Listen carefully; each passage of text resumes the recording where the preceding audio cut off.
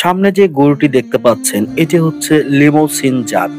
লিমোসিন একটি বিখ্যাত গরুর জাত যা মূলত ফ্রান্স থেকে উৎপত্তি লাভ করে।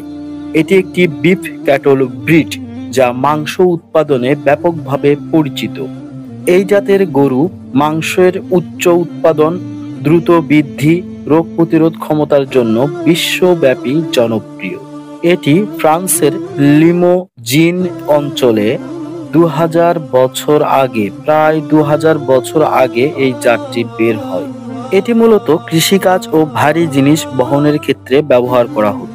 ১৮৮৬ সাল থেকে ফ্রান্সে এই জাতটিকে ব্রিডের মাধ্যমে সংক্রায়ন করা হয় এবং ১৯৬০-এর দশকে লিমোসিন গরুটি ইউরোপের বাইরে আমেরিকা, অস্ট্রেলিয়া ও কানাডায় জনপ্রিয় হয়ে ওঠে। বর্তমানে ফ্রান্স, যুক্তরাষ্ট্র, কানাডা, ব্রাজিল, অস্ট্রেলিয়া এবং আর্জেন্টিনা এটি ব্যাপকভাবে পালন করা হয়।